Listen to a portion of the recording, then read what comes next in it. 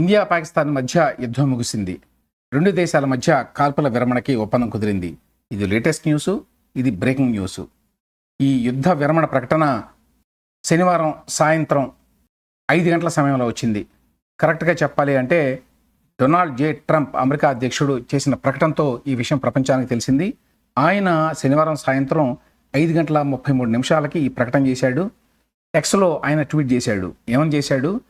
After a long night of talks mediated by the United States, I am pleased to announce that India and Pakistan have agreed to a full and immediate ceasefire. తక్షణం పూర్తి స్థాయిలో కాల్పుల విరమణకి India and Pakistan అంగీకరించినాయి, ఒప్పుకున్నాయి అని చెప్పడానికి నేను సంతోషిస్తున్నాను. America రాత్రంతా చేసినటువంటి చర్చల ఫలితంగా ఈ నిర్ణయం వెలువడింది. Congratulations to both countries on using common sense and great intelligence. ఉభయ దేశాలకి నా అభినందనలు. వాళ్ళు కామన్ సెన్స్ తోటి, ఇంగిత జ్ఞానంతో ఆలోచించినందుకు, అదేవిధంగా తెలివిగా ఆలోచించినందుకు అని చెప్పి డొనాల్డ్ జే ట్రంప్ ఈ ప్రకటన చేశాడు. ఈ ప్రకటనని శనివారం సాయంత్రం 5:33 ఆయన ఎక్స్లో రాశాడు. ఆ వెంటనే ప్రపంచానికి తెలిసింది. CNN దీని మీద వెంటనే వార్తా కథనాన్ని ఇచ్చింది. India and Pakistan agree to cease fire after weeks of tensions. So అనేక వారాల ఉద్రిక్తతల మధ్య రెండు దేశాల మధ్య ఇప్పుడు ఇండియా పాకిస్తాన్ ఒప్పుకున్నాయి కాల్పుల విరమణకి అని. 40 నిమిషాల క్రితం వీళ్ళు ఈ బ్రేకింగ్ న్యూస్ వేశారు. India's foreign secretary says both sides agreed to cease fire starting at 5 PM local time. అంటే ఇండియా టైం 5 గంటల నుంచి ఈ కాల్పుల విరమణ అమల్లోకి వస్తుంది. ఈ విషయాన్ని ఇండియా విదేశాంగ శాఖ కార్యదర్శి, ఆయన పేరు విక్రమ్ మిశ్రీ, ఆయన ప్రకటించారు, ధృవీకరించారు అని చెప్పి CNN రాసింది. India's foreign secretary Vikram Misri confirmed India and Pakistan agree to a cease fire which came in to effect starting at 5 PM local time. So Misri ఇంకా ఏం చెప్పారంటే, Pakistan director general of military operations DGMO ఆయన తన ఇండియన్ కౌంటర్ పార్ట్ తోటి శనివారం మధ్యాహ్నం మాట్లాడారట, phone కాలు. ఈ కాల్ సందర్భంగా ఉభయ పక్షాలు ఒక అంగీకారానికి వచ్చినాయి. రెండు దేశాల మధ్య కాల్పుల విరమణ చేయాలి, ఫర్దర్గా ఇటువంటి సైనిక చర్యలు ఉభయ దేశాలు చేపట్టకూడదు అని చెప్పి. అది శనివారం సాయంత్రం 5 గంటల నుంచి ఈ ఒప్పందం అమలులోకి రావాలి అని కూడా ఒక అంగీకారానికి వచ్చారట. అంతకుముందు ఇండియాలో వర్గాలు, అధికార వర్గాలు చెప్పినాయి మాకు అని చెప్పి CNN ఒక వార్తా కథనాన్ని వేసింది. ఇది 43 నిమిషాల క్రితం అన్నారు. నేను 7 గంటల సమయంలో చేస్తున్నాను ఈ వీడియో.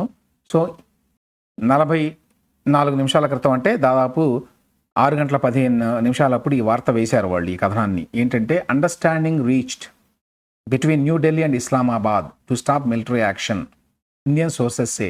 సో ఇండియా అధికార వర్గాలు చెప్పినాయి మాకు భారత్ పాక్ మధ్య కాల్పుల విరమణకి ఒక అవగాహన కుదిరింది అని.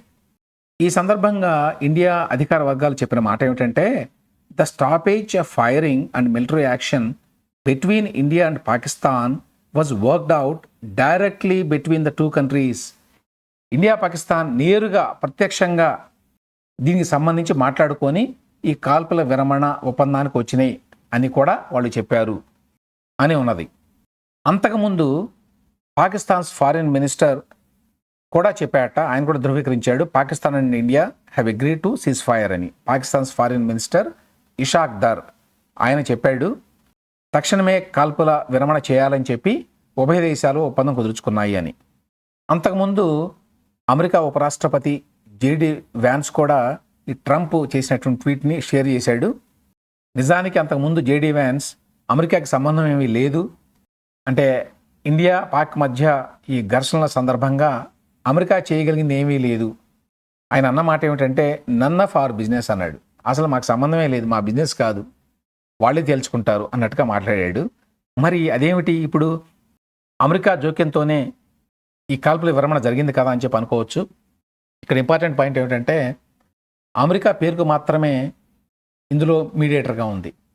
ఇంతకుముందు చెప్పినట్టు రెండు దేశాల మధ్య ఫోన్ కాల్ జరిగిన తర్వాత ఈ కాల్పుల విరమణ ప్రకటన వచ్చింది. అయితే ఉభయ దేశాలు కాల్పుల విరమణకి సంసిద్ధంగా ఉన్నప్పటికీ మూడో వ్యక్తి ఒకరు ఉండాలి మీడియేటర్గా. ఆ పాత్ర మాత్రమే అమెరికా పోషించింది. అంతకుమించి అమెరికా చాలా ప్రోయాక్టివ్గా చేసింది ఏమీ లేదు. ట్రంప్ ద్వారా ఈ ప్రకటన వస్తే, అమెరికా ద్వారా ఈ ప్రకటన వస్తే అది ఉభయ దేశాలకు కూడా ఇబ్బంది లేకుండా ఉంటుంది. లేకపోతే ఈ ఘర్షణలో ఒకళ్ళది పై చేయి ఒకళ్ళది కాదు అలాంటి ఇబ్బందులు వస్తాయి. సో ఆయా దేశాల్లో ఉన్న నాయకత్వాలకి అది రాజకీయంగా చాలా ఇబ్బంది కాబట్టి మూడో దేశం ఈ ఒప్పందం కుదిర్చింది అన్నట్టుగా ఉభయ దేశాలు తమ ప్రజలకు చెప్పాలి. ఆ మేరకు మాత్రమే అమెరికా పాత్ర పోషించింది. అంతకు మించి అమెరికాకి ఇందులో యాక్టివ్ పాత్ర ఉంది అని చెప్పి అనుకోవడానికి లేదు. ఓకే, కాల్పుల విరమణ ఒప్పందం జరిగింది, యుద్ధ మేఘాలు తొలగిపోయినాయి. కానీ దీనివల్ల ఇండియాకు వచ్చిన ప్రయోజనం ఏమిటి అంటే, ఇండియా తాను ఏ లక్ష్యంతోనైతే మే 7వ తేదీన 9 చోట్ల టెర్రరిస్టు స్థావరాలని నాశనం చేసిందో ఆ ప్రయోజనం అయితే నెరవేరింది. ఈ మిలిటరీ యాక్షన్ తీసుకునే ముందు ఇండియాకి ఒక లక్ష్యం ఉంది. ఏమిటి ఆ లక్ష్యం? పాకిస్తాన్లో ఉన్నటువంటి టెర్రరిస్టు ఇన్ఫ్రాస్ట్రక్చర్ని ధ్వంసం చేయాలి. వాళ్ళ వల్లే పెహల్గాం లాంటి ఘటనలు జరుగుతున్నాయి కాశ్మీర్లో. సో వాళ్ళ వ్యవస్థను కనుక నాశనం చేయగలిగితే ఇటువంటి ఘటనలు మళ్ళీ పునరావృతం కావు అనేటువంటి ఒక క్లియర్ అండర్స్టాండింగ్తో, ఒక క్లియర్ లక్ష్యంతో, గోల్తో, టార్గెట్తో ఇండియా ఈ సైనిక చర్య మొదలుపెట్టింది. ఆపరేషన్ సింధూర్ అనేది ఆ సైనిక చర్య వరకే పరిమితం. ఆ తర్వాత పాకిస్తాన్ గనక రియాక్ట్ కాకుండా ఉంటే అంతటితోటే ఈ వ్యవహారం ముగిసి ఉండేది.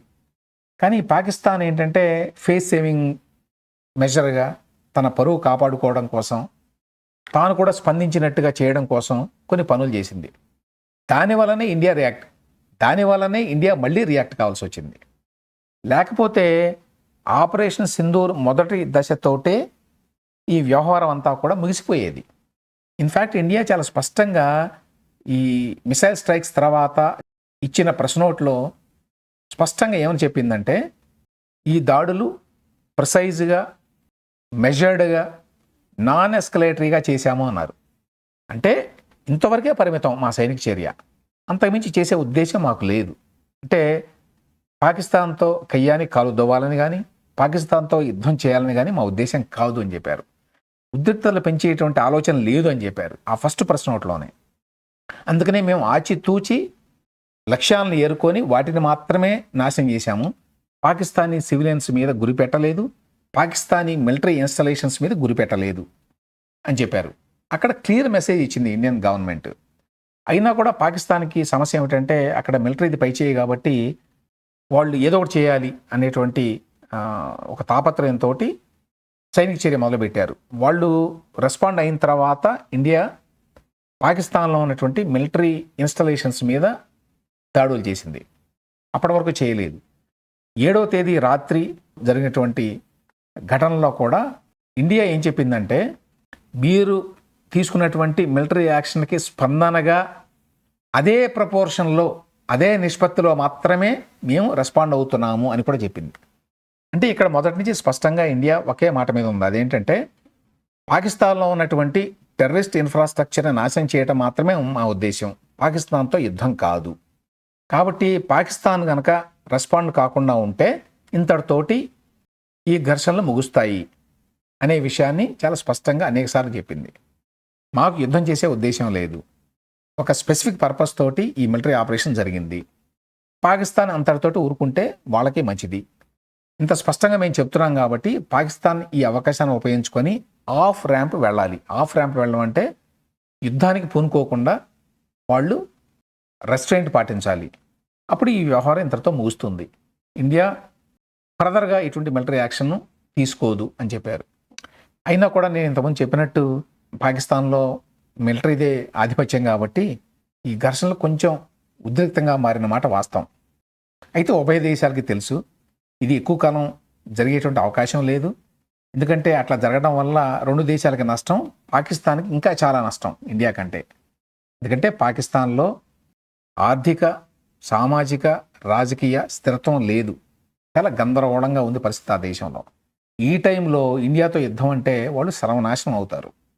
ఇండియాకి ఎంతో కొంత నష్టం ఉండొచ్చు, కానీ ఇంత పెద్ద దేశం కాబట్టి, ఇక్కడ ఆర్థిక వ్యవస్థ బలంగా ఉంది కాబట్టి, ఇక్కడ రాజకీయ స్థిరత్వం చాలా బ్రహ్మాండంగా ఉంది కాబట్టి దాని ఇంపాక్ట్ చాలా తక్కువ ఉంటుంది ఇండియా మీద. అయితే ప్రపంచ దేశాలు ఎందుకు ఆందోళన పడినాయి అంటే రెండూ కూడా న్యూక్లియర్ పవర్డ్ నేషన్స్. న్యూక్లియర్ దేశాలు అవ్వడం వల్ల, ఎస్పెషల్లీ పాకిస్తాన్లో మిలిటరీ ఎస్టాబ్లిష్మెంట్ది ఆధిపత్యం అవడం వల్ల వాళ్ళు ఒక దురుసు నిర్ణయాన్ని తీసుకునేటువంటి ప్రమాదం ఉంది, దుందుడుకు నిర్ణయాన్ని తీసుకునేటువంటి ప్రమాదం ఉంది అనే భయంతో రెండు దేశాల్లో కూడా యుద్ధ వాతావరణాన్ని క్రియేట్ చేయొద్దు అని చెప్పి చాలామంది సలహాలు ఇచ్చారు. చివరిగా ఏం చెప్పాలంటే ఇండియా ఏ లక్ష్యంతోనైతే ఈ మిలిటరీ యాక్షన్ ప్రారంభించిందో ఆ లక్ష్యాన్ని నెరవేర్చుకుంది. పాకిస్తాన్ సమస్య ఏమిటంటే పరువు పోకుండా ఈ వ్యవహారం నుంచి ఏ విధంగా విత్డ్రా కావాలి అనేది. ఇందుకోసం అమెరికా జోక్యం అనేది కొంతవరకు ఉపయోగపడింది. ఆ రకంగా పాకిస్తాన్కి కొంతవరకు పరువు దక్కింది. కానీ ఇండియా మాత్రం మొదటి నుంచి తాను ఏ స్టాండ్ మీద అయితే ఉందో ఆ స్టాండ్ ప్రకారమే చివరి వరకు నిలబడింది. టెర్రరిస్ట్ ఇన్ఫ్రాస్ట్రక్చర్ మీద చర్యలు తీసుకుంటామని చెప్పింది, చర్యలు తీసుకుంది. యుద్ధం మా ఉద్దేశం కాదు అని చెప్పింది. అందుకనే కాల్పుల విరమణ ప్రతిపాదన రాగానే అందుకు సంసిద్ధంగా ఉన్నామని చెప్పింది.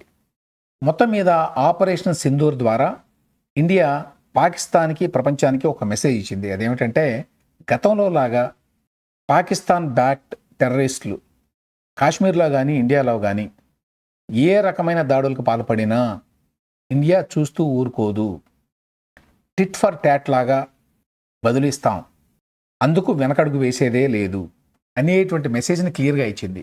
పాకిస్తాన్కి ఆ మెసేజ్ చాలా క్లియర్గా వెళ్ళింది. కాబట్టి ముందు ముందు పెహల్గాం లాంటి దుశ్చర్యలకు పాల్పడడానికి, అలా పాల్పడేటువంటి టెర్రరిస్టులకి మద్దతు ఇవ్వడానికి 1-2 సార్లు ఆలోచించుకునేటువంటి పరిస్థితిని ఇండియా ఈ మిలిటరీ యాక్షన్ ద్వారా కల్పించింది.